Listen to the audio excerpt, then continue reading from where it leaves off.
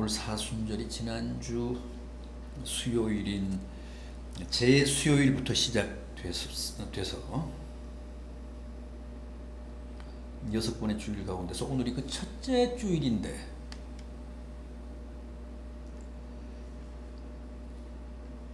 예를 들어 부활절 전 일정 기간에 고난 기간인 이 사순절이 사실은 이순절이 될 수도 있고 뭐 삼순절이 될 수도 있었을 텐데, 굳이 사순절 40일이 된 이유는 뭐 때문이라고요? 그 기원이 예수님의 40일간의 광야 고행을 근거로 했기 때문에 사순절이 됐다고 했습니다. 삼순절이나 무슨 이순절이나 오순절이 아니라 예수님이 40일간 밤낮 광야에서 고행하시며 기도하셨잖아요. 그 사건을, 그 행적을 근거로 이 절기를 삼았기 때문에 사순절입니다. 그래서 교회는 전통적으로 사순절 이 첫째 주일에는 항상 주님의 이 40일간의 광야 고행을 주제로 설교를 하면서 주님의 금식과 또 기도와 마귀에게 받으셨던 세 가지 유혹의 의미를 되새겨 왔습니다.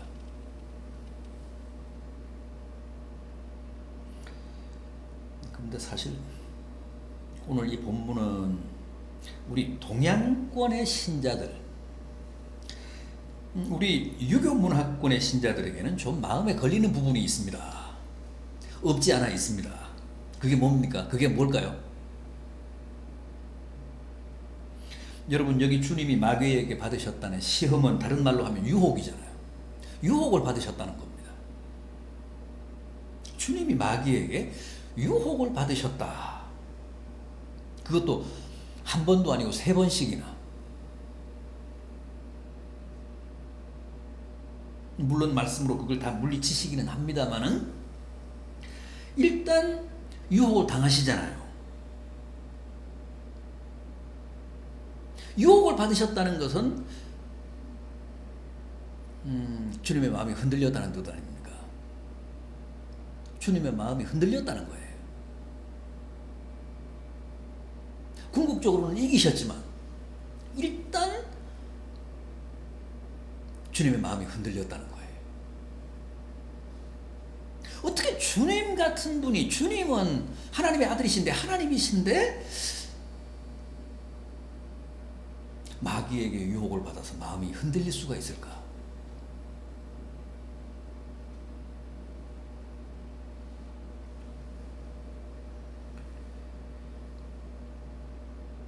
여러분들은 그런 생각 해보셨습니까? 공자님은 논어에서, 논어 위정편에서 불혹이라는 말씀을 했습니다. 불혹진연. 불혹진연은 무슨 뜻입니까? 더 이상 유혹을 받지 않는 나이, 그런 뜻 아닙니까? 불혹진연. 몇 세입니까? 몇 세가? 40세, 40. 30세는요? 30세는 논어에서 뭐라고 했냐면 임년이라고 했습니다. 이제 홀로 든든히 설 수 있는 나이다.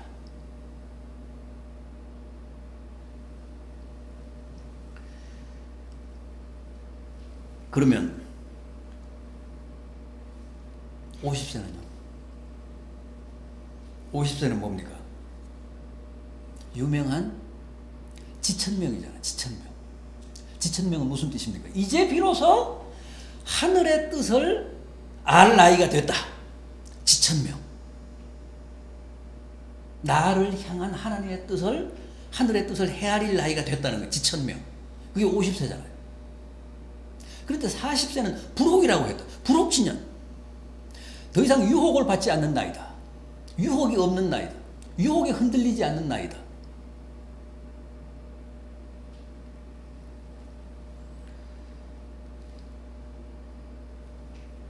그런데 주님은 유혹에 흔들렸습니다. 불혹지녀는 40인데 주님은 그때 아직 30이었기 때문에 수양이 덜 돼서 유혹을 당하셨습니까? 유혹 앞에서 흔들리셨습니까? 그런 뜻입니까? 그렇지 않습니다. 성경에는 어디에도 불혹은 없습니다. 40이 아니라 100세라고 해도 사람은 누구나 죽는 순간까지 유혹에 시달린다고 합니다. 유혹의 앞에서 흔들릴 수밖에 없는 존재라고 합니다. 또 앞에 놓인 과제가 크면 클수록 유혹도 그만큼 크다고 가르칩니다. 주님도 보십시오.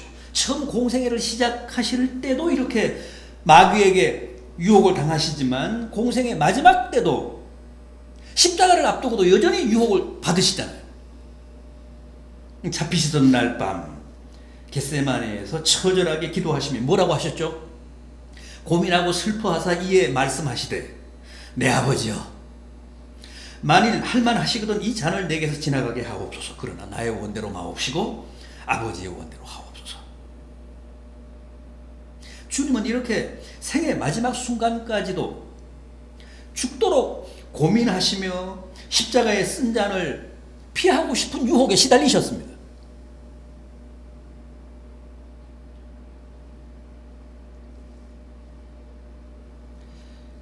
따라서 불혹지년이란 공자님의 말씀이고 공자님의 가르침이지 결코 주님의 말씀은 아닙니다. 성경의 가르침은 아닙니다. 성경은 불혹을 말하지 않습니다. 죽을 때까지 인생은 유혹 앞에서 흔들린다고 합니다.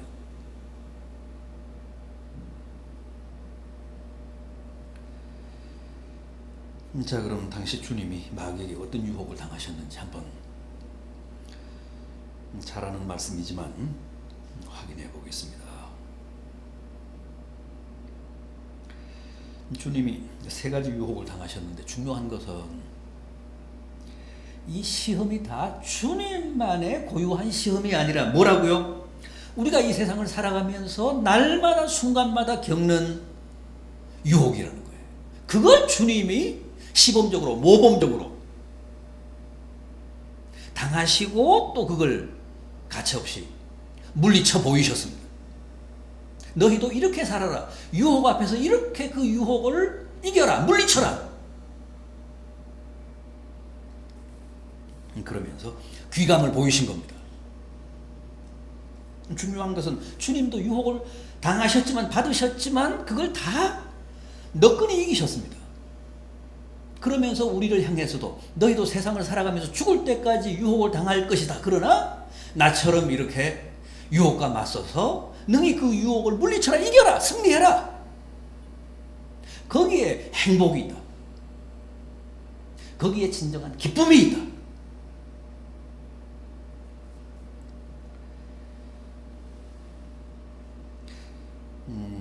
그런 메시지가 담겨 있다는 사실을 염두에 두시고 한번 보겠습니다. 첫 번째 유혹이 뭐라고요? 뭐였습니까? 돌이 떡이 되게 하라는 유혹 아니었습니까? 인간의 가장 원초적인 욕망인 빵에 대한 유혹, 물질에 대한 유혹, 이건 육체적인 유혹, 육체적인 시험입니다. 본문 3절을 보십시오. 시험하는 자가 예수께 나와서 이르되 내가 만일 하나님의 아들이여든 명하여 이 돌들로 떡덩이가 되게 하라. 육체적인 시험, 빵에 대한 유혹, 가장 원초적이고 원색적이잖아요. 우리가 세상을 살며 평생 가장 많이 당하는 유혹이 바로 이 육체적인 시험입니다. 마귀는 우리가 물질에 가장 약하다는 사실을 잘 알기 때문에 언제나 이렇게 떡으로 유혹합니다. 육체적인 욕구를 이용해서 미혹합니다. 그런데 우리는 항상 이 유혹에 빠집니다. 이 유혹을 이기지 못합니다. 이 유혹을 물리치지를 못합니다. 그러나 주님은 이기셨다는 거예요. 주님은 물리치셨습니다.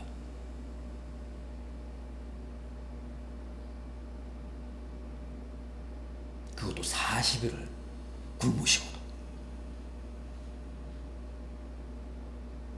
40일을 굶으면 제정신일까 제정신이 아닐까요? 제정신이 아니죠. 광야에 널린 돌이 다 떡으로 보일 겁니다. 그러니 마귀가 얼마나 교활하고 악랄합니까? 가장 약해 있을 때 빵을 준다 그러면 영혼이라도 지금 팔아야 될 사정 아닙니까? 40일을 굶었으니까. 그런데도 주님은 그 시험에 넘어가지 않으셨습니다. 사람이 떡으로만 살 것이 아니요 하나님의 입으로 나오는 모든 말씀으로 살 것이라. 하나님의 말씀으로 그 결정적인 유혹을 물리치셨습니다. 여러분, 우리도 하나님의 자녀의 지위를 잃어버리지 않으려면, 우리의 영혼을 팔지 않으려면 끊임없이 육체적 본능을 자극하며 유혹하는 이 마귀의 시험을 주님처럼 이렇게 이겨야 합니다.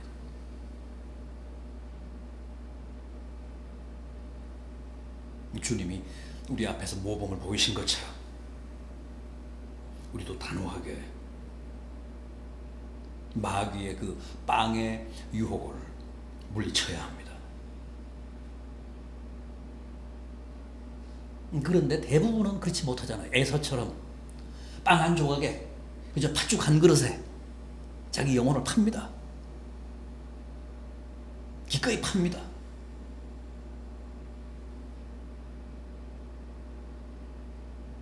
그런 영혼은 멸망한다는 겁니다. 절대 빵에 자기 영혼을 팔아서는 안 된다는 게 성경의 가르침입니다. 40일을 굶고도 빵에 자기 영혼을 팔아서는 안 된다는 게 주님이 우리에게 온 몸으로 가르치신 교훈입니다. 다음은 어떤 시험이었습니까? 어떤 유혹이었습니까?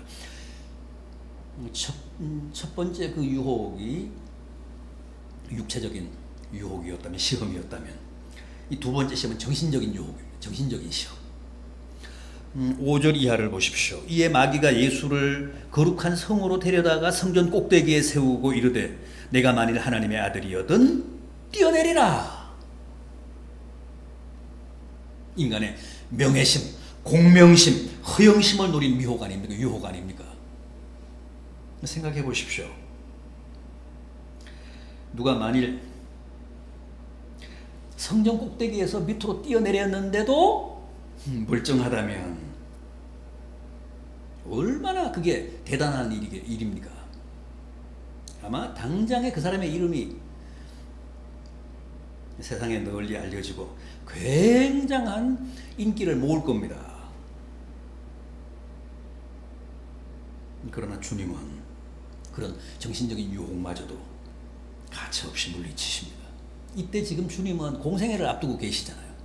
많은 사람들의 지지가 필요한 시점이었습니다. 이때 성전 꼭대기에서 뛰어내려서 멀쩡하다 그러면 뭐 구름대처럼 사람들이 몰렸을 겁니다. 마귀가 기가 막혀요.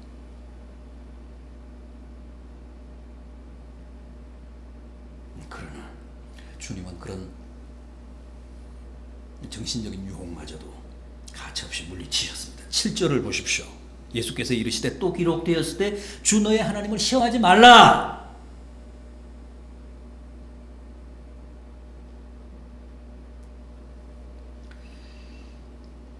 사실 우리에게도 이런 헛된 유혹이 얼마나 많은지 모릅니다. 지금도 명예심, 영웅심, 무슨 허영심 같은 것에 망하고 파멸하는 사람들이 우리 주변에 얼마든지 있습니다. 우리가 늘 경계하고 우리가 늘 무서워해야 할 유혹 가운데 하나가 바로 이런 정신적인 유혹입니다. 스타가 되고자 하는 욕구, 남의 주목을 받고자 하는 욕망. 마귀는 너무나 교활해서 이런 유혹에 약한 사람에게는 반드시 명예심, 허영심을 자극하는 유혹을 통해 그 사람을 파멸시킵니다.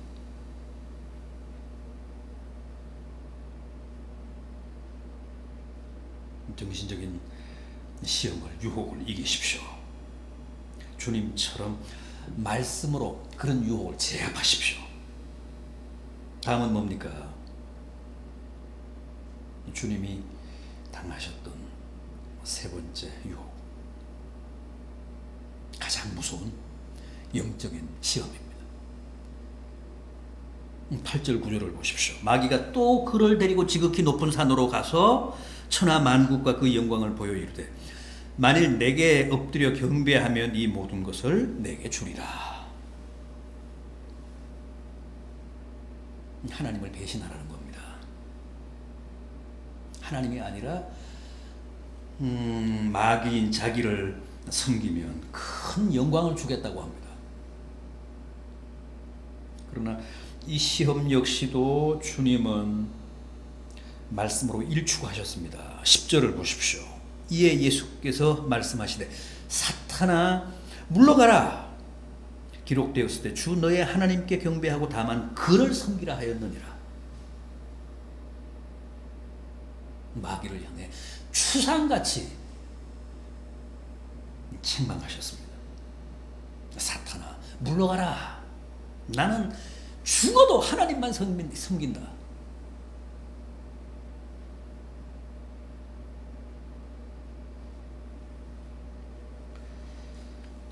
보십시오. 주님은 이렇게 마귀의 유혹 앞에서 절대 육체도 정신도 영혼도 팔지 않으셨습니다. 끝까지 말씀으로 자신을 지키고 말씀으로 그 유혹을 물리치셨습니다. 우리도 이렇게 살아야 옳다는 거예요. 이렇게 살아야 하나님의 자녀로서 성공적인 삶을 영위할 수 있다는 겁니다. 아까 말씀드렸잖아요. 주님은 우리 모든 인류를 대표해서 이 시험을 당하시고 이 시험을 이기신 겁니다. 우리는 늘 이런 유혹 앞에 맞닥뜨립니다. 그런데 우리는 항상 패배하지만 주님은 다 이기셨습니다.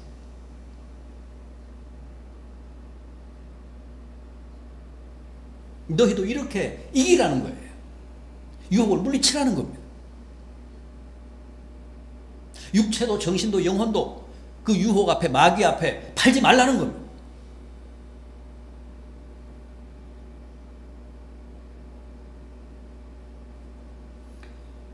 여러분 사순절 고난 기간에는 특히 더 말씀을 가까이 하시기 바랍니다.